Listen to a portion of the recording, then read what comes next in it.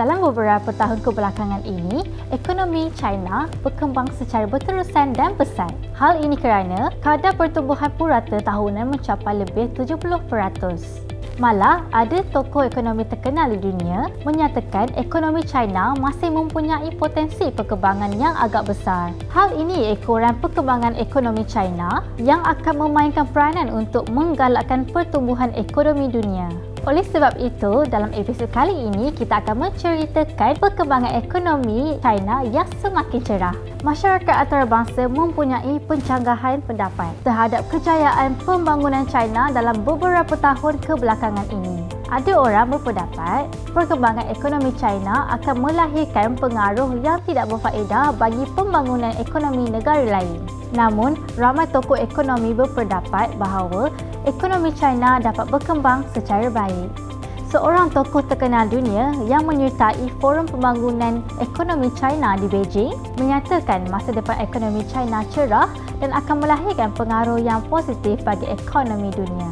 Menurut pengerusi lembaga pengarah kumpulan HSBC Holdings yang beribu pejabat di London, dalam beberapa tahun kebelakangan ini, ekonomi China berkembang secara berterusan dan cepat. Ini sekaligus mengagumkan banyak negara di dunia. Selain itu, China juga dilihat sedang meningkatkan pembaharuan dan telah mencapai kemajuan yang bersifat hakiki dalam penyusunan semula struktur dan kemudahan infrastrukturnya.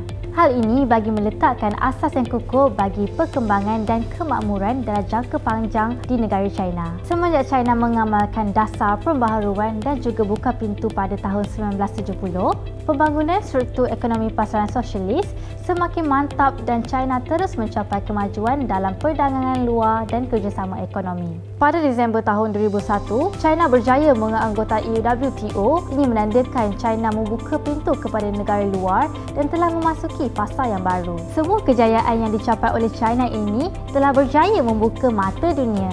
Ini sekaligus membuktikan kekuatan negara China sebagai sebuah negara membangun yang kukuh dan disegani oleh negara-negara membangun yang lain.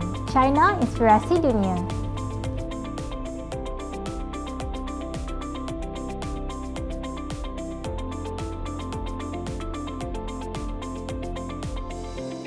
Channel China Kini ini akan memaparkan info-info berkaitan pembangunan, ekonomi, sukan, pelancongan, kecanggihan sains dan teknologi yang terdapat di negara China. Untuk perkongsian lebih banyak info menarik, jom subscribe channel China Kini ini. China, inspirasi dunia.